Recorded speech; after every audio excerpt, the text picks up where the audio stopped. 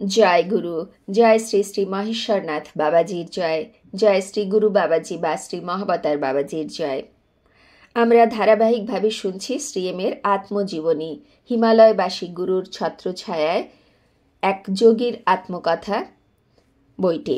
এবং আমরা শুনেছি আগের পর্ব পর্যন্ত, যেখানে শ্রীএম প্রথমবার মন্দির দর্শন করলেন তার এক বন্ধুর বাড়িতে গিয়ে, যার বাবা ছিলেন মন্দিরের পুরোহিত। আজ আমরা শুনব সপ্তম অধ্যায়, আরোহণের প্রস্তুতি। তিনি লিখছেন, যদিও আমি আপনাদের হিমালয়ের উচ্চতায় নিয়ে যেতে উদগ্রীব, তবু আমার গঠনশীল বছরগুলির পাদদেশে আরও কিছুদিন দেরি করতে চাই। এই বছরগুলি ছিল খুবই গুরুত্বপূর্ণ, কারণ ওই সময়েই আরোহণের প্রস্তুতি চলছিল। মডার্ন হাই স্কুল ছিল এক আনন্দময় ও অসাধারণ শিক্ষণীয় অভিজ্ঞতা। পড়াশুনোর দিকটা অবশ্যই শিক্ষিত ও সমর্পিত শিক্ষকদের হাতেই ছিল, তবে আমার পড়াশুনোর থেকেও বেশি ঝোঁক ছিল আঁকা ও খেলাধুলোয়। আমাদের একটা ছোট দল ছিল, যারা আঁকা, রং করা ও কাঠের কাজে খুব উন্নতি করেছিলাম। ফুটবল ও হকি খেলতেও খুব মজা লাগতো। আঁকা আর রং করা এখনও আমার খুবই শখের। আমাদের মধ্যে যারা নিজেদের বলবান ভাবত, তারা বালির ওপর কাবাডি খেলত। কাবাডিতে প্রচুর শারীরিক শক্তি, হাতাহাতি, ধাক্কাধাক্কি ছিল। আমার বাবা ছিলেন কালারি ও জুজুৎসুতে পারদর্শী। আমি বাবার কাছে শেখা নিকট প্রতিদ্বন্দ্বিতার কলাকৌশলের প্রদর্শন করতে ভালোবাসতাম। ঠিক পদ্ধতি প্রয়োগ করতে পারলে নিজের দুগুণ মাপের যে কোনো সন্ডামার্কা ছেলেকে ফেলে দিতে পারা যায়। লড়াইতে পারদর্শিতা থাকার জন্য এবং দুর্বলদের, গুন্ডা প্রকৃতির ছেলেদের হাত থেকে বাঁচানোর কারণে আমাকে ঘিরে সবার ভালো করার ও সুরক্ষা দেবার একটি ছোট দল গড়ে উঠছিল। বড় হয়ে ওঠার সাথে সাথে জট খুলতে থাকা এক নতুন পৃথিবীকে নতুন করে বুঝতে শুরু করলাম। পৌরাণিক কাহিনী ও তথাকথিত ধ্যান ধারণাগুলি ধীরে ধীরে অপ্রয়োজনীয় জিনিসের মতো সরে যেতে লাগলো। যেমন যেসব ছেলেদের বাড়ি স্কুলের কাছে ছিল, তারা ছাড়া বাকি প্রায় সবাই ক্লাসরুমের থেকে বেশ অনেকটা দূরে একটা তথাকথিত খাবার ঘরে একসাথে হতাম। এই ঘরগুলি ছিল অনেক বছরের পুরনো, বাতিল হয়ে যাওয়া ক্লাসরুম, যেগুলি সময়ের সাথে সাথে প্রায় ধ্বংসপ্রাপ্ত। ভেতরে গেলে প্রায়ই দেখা যেত বিছে, কেন্ন আর বড় বড় শুঁয়োপোকা, যাদের গায়ে হাত লাগালেই আংটির মতো গুটিয়ে যেত। দেওয়ালে অনেক জায়গায় বড় বড় ফাটল ধরে গিয়েছিল, আর সিমেন্টের মেঝেও এখানে ওখানে খারাপ হয়ে গিয়েছিল। ওখানে কোনো চেয়ার টেবিল ছিল না, কিন্তু বাইরে এক কোণায় একটা জলের কল ছিল।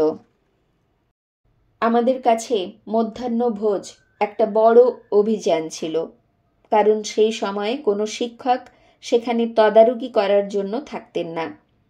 আমরা ছোট্ট অ্যালুমিনিয়ামের টিফিন বাক্সতে করে মায়েদের বানানো খাবার নিয়ে আসতাম। আমার মা brain masala, liver fry, kidney fry, fish fry, omelette আরও অনেক কিছু বানিয়ে টিফিন বাক্সতে ঠেসে ঠেসে ভরে দিতেন, যাতে আমি অনেক প্রোটিন পাই আর শক্তিশালী ও বুদ্ধিমান হয়ে উঠি। মার ধারণা ছিল মাছ আর মাংস ছাড়া আর কোনো কিছুই যথেষ্ট পুষ্টি দিতে পারে না। আমার ঘনিষ্ঠ বন্ধুদের মধ্যে অনেকেই ছিল পালঘাট আইয়ার, তামিল ব্রাহ্মণ, যাদের পূর্বপুরুষেরা পালঘাটের সীমান্তে এসে বসবাস করতে শুরু করে এবং পরে কেরালার অন্য প্রান্তে চলে যায়। এই ব্রাহ্মণেরা তাদের তীক্ষ্ণ বুদ্ধি ও উদ্ভাবনী ক্ষমতার জন্য বিখ্যাত ছিল এবং বংশ পরম্পরায় মূল প্রশাসনিক, সাংস্কৃতিক ও মেধাসম্পন্ন পদগুলি তাদের দখলে ছিল। তারা তাদের সাংস্কৃতিক পরিচয় এই জায়গার সাথে এমনভাবে মিলিয়ে দিয়েছিল যে তারা নিজেদের বাড়িতে যে তামিল ভাষাতে কথা বলতো, তা অনেকটা মালয়ালি ভাষার মতোই শোনাতো। তারা নিজেদের মালয়ালি বলে পরিচয় দিতে যথেষ্ট গর্ব বোধ করত। শঙ্কর নারায়ণ, অনন্ত নারায়ণ, বিশ্বনাথ আইয়ার, ভেঙ্কটেশ, কৃষ্ণমণি এবং আরও কিছু বন্ধু আমাকে তাদের দলে যোগ করে নিয়েছিল। আমরা মধ্যাহ্নভোজের সময়ে একসাথে টিফিন বাক্স নিয়ে বসতাম, গল্প করতাম আর খুব মজা করতে করতে খাবার খেতাম। মাঝে মাঝেই এদের মধ্যে কেউ কেউ আমার টিফিন বাক্স থেকে আসা মশলার তীব্র গন্ধে আকর্ষিত হয়ে বাক্সের ভেতরে উঁকি মারত, আর আমি যেই বলতাম ভেতরে কি আছে অমনি আঁতকে উঠত। তবে এই কথা বলতেই হয় যে আমার প্রতি তাদের কোনো রকম বিরুদ্ধ ভাব প্রকাশ পেত না। আমাদের বন্ধুত্ব এতই গভীর ছিল যে তারা আমার সাথে বসেই তাদের সাদামাটা খাবার খেত। আমি অবাক হয়ে দেখতাম যে তাদের খাবার বলতে ছিল দই ভাত, সবজি আর আচার, অথবা কখনো কখনো ইডলি আর চাটনি, অথবা সাম্বার, সব খাঁটি শাকাহারি। প্রতিদিন শুদ্ধ শাকাহারি খাবার খেত। আর যখন বার্ষিক বা অর্ধবার্ষিক পরীক্ষার ফল বেরোতো দেখতাম ওরাই গণিত আর বিজ্ঞানে সবচেয়ে বেশি নম্বর পেয়েছে, যেখানে আমি আর সিদ্দিকি বলে আমার আরেক বন্ধু কোনো রকমে পাশ করেছি। একদিন সকালে মা যখন আমার টিফিন বাক্সতে যতটা সম্ভব ভাত, মাছের ঝোল আর মাছ ভাজা ঠেসে ঠেসে ঢোকাচ্ছেন, তখন আমি বললাম, পথ্য সম্বন্ধে তোমার ধারণা একেবারেই অন্তঃসার শূন্য। দই ভাত আর আচার ততটাই বুদ্ধি বাড়ায় যতটা তোমার মাছ মাংস বাড়ায়। স্বাভাবিকভাবেই মা আমার কথা একেবারেই মানেননি। আর যখন আমি সমানে তর্ক করে যাচ্ছিলাম তখন বললেন যে আমাদের প্রাক্তন পূর্বপুরুষরা মাংস খেত আর সেজন্যই তারা এত শক্তিশালী ছিল।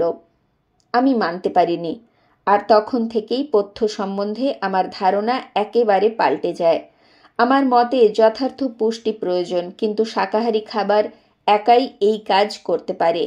মাংস খেতে ইচ্ছে হলে খাওয়া যেতেই পারে, কিন্তু মাংস ছাড়া আমাদের শরীর সুস্থ থাকতে পারবে না, এই কথা একদম ভুল। কিছু শিক্ষক যারা আমার জীবনকে প্রভাবিত করেছিলেন তাদের কথা বলতে আমি ভুলব না। তালিকার একদম প্রথমে আছেন আমাদের প্রধান শিক্ষক টাইগার কুট্টন পিল্লাই, যিনি আমাদের নিয়মানুবর্তিতা শিখিয়েছিলেন, অথচ তিনি অতিরিক্ত প্রশ্রয় দিয়ে বিগড়িয়ে দেওয়া এই তথ্যে বিশ্বাস করতেন। বাকিদের মধ্যে ছিলেন অক্সফোর্ডে শিক্ষাপ্রাপ্ত শিক্ষক মিস্টার জর্জ, যিনি আমাদের ইংরেজি ভাষার সূক্ষ্ম তারতম্যগুলির সাথে আমাদের পরিচয় করান। ছিলেন হরিহর আয়ার, যিনি আসলে ছিলেন বিজ্ঞানের শিক্ষক, কিন্তু ওনার কোনান ডয়েলের হাউন্ড অফ দ্য বাস্কারভিলস এর নাটকীয় রূপান্তর আজও আমার মনে গেঁথে আছে। আরও ছিলেন গোপাল কৃষ্ণন আয়ার, যিনি আমার প্রায় অগাণিতিক মগজের মধ্যে কোনোভাবে গণিত ঢোকাতে সক্ষম হয়েছিলেন। ছিলেন জীববিজ্ঞানের শিক্ষক টারজান দামোদরন পিল্লাই, যিনি আমাদের সামনে এই তথ্য সর্বপ্রথম এনেছিলেন যে এই জটিল ও আপাত দৃষ্টিতে দুর্বোধ্য জীবন শুরু হয়েছিল একটি এককোষ জীব থেকে। ছিলেন ন্যাশনাল ক্যাডেট কর্পাস এনসিসির কমান্ড্যান্ট ও সমাজবিজ্ঞানের শিক্ষক মাধবন নায়ার, যিনি সব সময় এত ধবধবে সাদা এবং সুন্দরভাবে ইস্ত্রি করা জামা পরে আসতেন যে ওনাকে আয়রন বক্স বলে ডাকা হতো। আর ছিলেন আমাদের নবম শ্রেণীর ক্লাস টিচার মিস্টার নায়কম, যিনি এক অপার্থিব অনুভূতি দিয়ে ভবিষ্যৎবাণী করেন যে সত্য বা ভগবান বা যাই বলো তাঁকে, তার খোঁজ করাই আমার জীবনের মুখ্য উদ্দেশ্য হবে। ক্লাসের দায়িত্ব নেবার প্রথম দিনে তিনি নিজের সংক্ষিপ্ত পরিচয় দেন। তিনি প্রথম শিক্ষক ছিলেন যিনি কপালে আড়াআড়িভাবে বিভূতি লাগিয়ে আসতেন, আর তাই দেখে আমাদের মধ্যে কেউ কেউ ডেস্কের পেছনে মুচকি মুচকি হাসছিল। উনি বললেন যে উনি ভগবান শিবকে মানেন এবং ছাই হল শিবের প্রতীক। শীঘ্রই আলোচনা আধ্যাত্মিক দিকে চলে গেল এবং কিছুক্ষণ পরে উনি সবাইকে উঠে দাঁড়িয়ে বলতে বললেন, আমরা সবাই ভগবানে বিশ্বাস করি কিনা। আমি ছাড়া সবাই বলল যে তারা ভগবানে বিশ্বাস করে। আমি ভগবানে বিশ্বাস করি না। আমি বললাম, কেন? মিস্টার নায়কম জানতে চাইলেন। কেন নয় মহাশয়? আমি বললাম, আমি ভগবানকে দেখিনি এবং আমার কাছে তার অস্তিত্বের কোনো প্রমাণও নেই।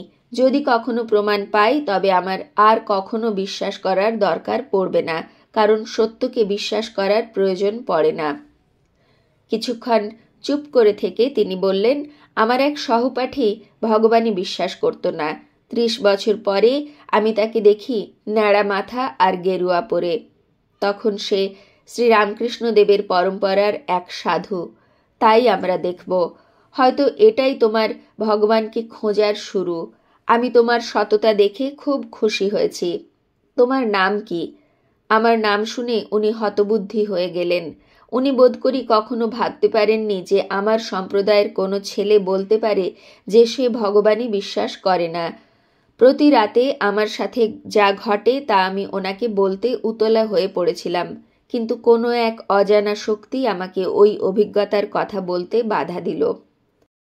এখানে একটু বলি যে ওই যে উনি বললেন কেন নয় মহাশয়, এখানে মহাশয় মানে স্যার। আমি যেহেতু বইটির বাংলা অনুবাদ পাঠ করছি তাই সেখানে মহাশয় কথাটি লেখা রয়েছে। আবার চলে যাই তাঁর কথায়। তিনি লিখছেন, সবার শেষে বলি মিস্টার কুট্টন আচার্যের কথা, যিনি আমাদের সমাজবিজ্ঞান, আঁকা, রং করা এবং কখনো কখনো কাঠের কাজও শেখাতেন। তবে সবার থেকে বেশি তিনি আমাদের স্কুলের নাটক দলের অনুপ্রেরণা ছিলেন। ইংরেজি ও মালয়ালি ভাষার নাটকগুলি ওনারই নির্দেশনায় মঞ্চস্থ হতো। নির্দেশনা অর্থাৎ ডাইরেকশনে। আমরা ইংরেজি মাধ্যমের ছাত্ররা শেক্সপিয়ারের মার্চেন্ট অফ ভেনিসের আদালতের দৃশ্যটি অভিনয় করেছিলাম। আমি অ্যান্টোনিওর চরিত্রে অভিনয় করেছিলাম। কেভিন ফার্নান্দেজ শাইলকের ভূমিকাতে এত সুন্দর অভিনয় করেছিল যে এই নাটকটি রাজ্যের যুব উৎসবে নির্বাচিত হয় এবং পুরস্কারও পায়। কেভিন ফার্নান্দেজ পরে আর্মড ফোর্সেস মেডিকেল কলেজে যোগ দেয় এবং এয়ার কোমোডোর হিসেবে অবসর নেয়। বন্ধুত্বপূর্ণ স্বভাবের জন্য স্কুলে আমার অনেক বন্ধু ছিল, কিন্তু কয়েকজনের সাথে আমি বিশেষ ঘনিষ্ঠ ছিলাম। তাদের মধ্যে একজন ছিল সিদ্দিকী, যে ছিল এক গুজরাটি ভাষী মেমন, যাদের পূর্বপুরুষেরা পোরবন্দর থেকে এসেছিলেন। তার দাদু আবদুল্লাহ ইব্রাহিম ছিলেন ত্রিবান্দ্রমের চালাই বাজারের সবচেয়ে বড় পাইকারি কাপড়ের দোকানের মালিক। লম্বা সাদা দাড়ি আর গম্ভীর স্বভাবের জন্য তাকে ওল্ড টেস্টামেন্টের ধর্মযাজকের মতো লাগত। সিদ্দিকী নিজে ছিল খুবই রুগ্ন, রোগা ও দুর্বল। ওই বয়সেই চোখের এক কঠিন অসুখে ভুগে এক চোখে সে প্রায় অন্ধ হয়ে গিয়েছিল। আমার মনে হতো স্কুলের গুন্ডা ছেলেগুলোর হাত থেকে তাকে বাঁচানোর প্রয়োজন, তাই আমি তার খুব কাছে চলে এসেছিলাম। সে তার বাবা, মা ও দিদির সাথে আমাদের বাড়ি থেকে অল্প দূরে থাকত। আমি ওর বাড়িতে প্রায়ই যেতাম, আর ওর মার সাথে আমার একটা স্নেহের সম্পর্ক গড়ে উঠেছিল। উনি আমাকে খাওয়াতে খুব ভালোবাসতেন, আর আমার মানসিক স্থিতি কিছুটা ধরতে পেরে, যদিও আমি আমার অন্তর্জীবনের ব্যাপারে একটা কথাও বলিনি কোনোদিন, কিন্তু তিনি বুঝতে পেরেছিলেন। তাই তিনি সুফি সন্ত ও চিকিৎসকদের গল্প বলে আমাকে মুগ্ধ করে রাখতেন। সিদ্দিকী ছুটিতে প্রায়ই মুম্বাই যেত, আর আমি অপেক্ষা করতাম কবে সে ফিরবে আর আমাকে সেই আকর্ষণীয় শহরের নিষিদ্ধ আমোদ প্রমোদের গল্প বলবে। কারণ এই স্মৃতিচারণে সে বিশেষ পারদর্শী ছিল। হিন্দি সিনেমার নায়ক নায়িকা, যেসব মহিলারা পয়সার বিনিময়ে তোমার সাথে শুতে পারে, Taj Mahal hotel, gateway of India, এগুলো ছিল সিদ্দিকীর অতি প্রিয় বিষয়। অনন্ত নারায়ণ আর আমার কিশোর মনে এই গল্পগুলো যথেষ্ট উত্তেজনা জাগাত। আরও একটা খুব ছোট কিন্তু গুরুত্বপূর্ণ বিষয় ছিল, সিদ্দিকী আর আমি দুজনেই ইডলি আর সাম্বার ভালোবাসতাম। যদিও আমার মা ইডলি আর সাম্বার বানানোতে পারদর্শী ছিলেন, তবুও আমাদের মনে হতো আমাদের বন্ধু অনন্ত নারায়ণের মা এতে বিশেষ পারদর্শী, কারণ তিনি নিজে শাকাহারী ছিলেন এবং খুবই অতিথিপরায়ণ ছিলেন।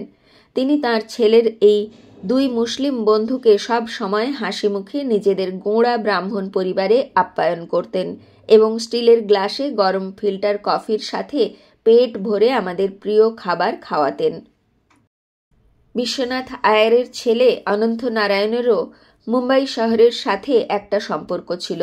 সে 6ষ্ঠ শ্রেণী পর্যন্ত মুম্বাইতে পড়াশুনো করেছিল, কারণ তার বাবা লাইফ ইন্স্যুরেন্স কর্পোরেশনের মুম্বাই অফিসে কাজ করতেন। পরে ত্রিবান্দ্রম অফিসে বদলি হলে তিনি পরিবার নিয়ে ত্রিবান্দ্রমে চলে আসেন। আমি জানি না মুখরোচক খাবারের আকর্ষণ না তার দিদি সুবর্ণার আকর্ষণ, নাকি এ দুয়েরই আকর্ষণ আমাকে অনন্ত নারায়ণের বাড়ি যাবার জন্য বারবার লোভ দেখাতো।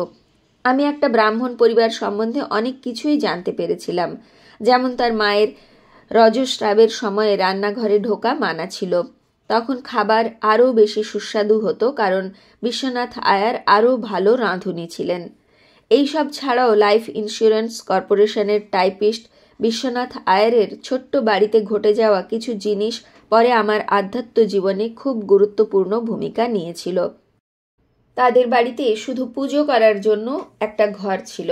সেখানে প্রচুর হিন্দু দেবদেবীর ছবি ছিল, যাদের পরিচয় আমাকে খুব ধৈর্য সহকারে বোঝানো হয়েছিল।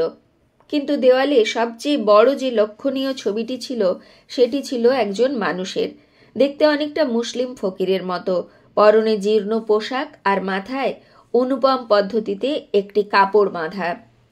সেই প্রথম আমি শিরডির সাঁই বাবার ছবি দেখলাম, যিনি 1918 সালে দেহ রাখেন। এই হিন্দু পরিবারে ওই মুসলিম ফকির হিন্দু দেবতাদের সমান শ্রদ্ধা পাচ্ছিলেন। তারা তাঁর স্তোত্রপাঠ করতেন, ঘণ্টা বাজাতেন এবং প্রদীপ জ্বালিয়ে আরতি করতেন।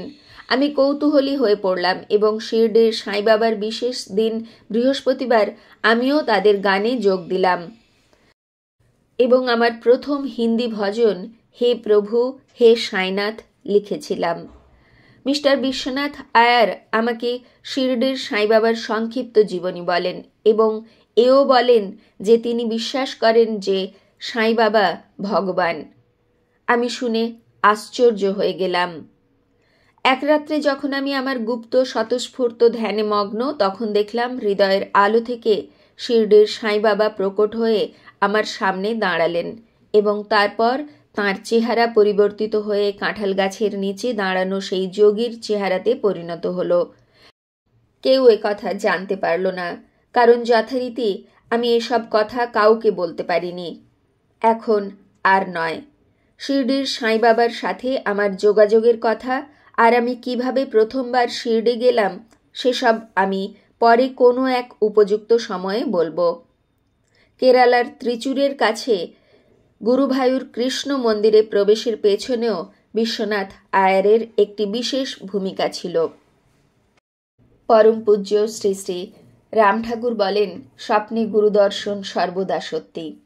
এখানে স্বপ্ন নয়, কিন্তু ধ্যানে তিনি দর্শন করলেন যে তাঁর শ্রী গুরুদেব অর্থাৎ শ্রী শ্রী মহেশ্বরনাথ বাবাজি, যা তিনি পরে জানতে পেরেছিলেন, এবং শিরডির সাঁই বাবা একই সত্তা, সমস্ত গুরু সত্তাই এক। শ্রী শ্রী শৈলেন দাদুভাই আমাদের তপভূমি নর্মদাতে কি সুন্দর করে বলেছেন, রামের গুরু, শ্যামের গুরু, যদুর গুরু, মধুর গুরু, তোমার গুরু, আমার গুরু, সবার গুরু একই গুরু, বুঝলে তবেই সাধন শুরু। এটা আমরা যেন নিজেদের ভেতরে আত্মস্থ করে নিতে পারি, তবেই তো আমাদের সাধনার শুরু হবে। শ্রী গুরুদেবের শ্রীচরণে অন্তর থেকে প্রার্থনা করি তিনি যেন সর্বদা আমাদের হাত ধরে তাঁর শ্রীচরণের পথে, সাধন পথে এগিয়ে নিয়ে যান। আজ এই পর্যন্তই। জয় গুরু, গুরু কৃপাহি কেবলম। জয় শ্রী গুরু বাবাজির জয়, জয় শ্রী শ্রী মহেশ্বরনাথ বাবাজির জয়, জয় গুরু।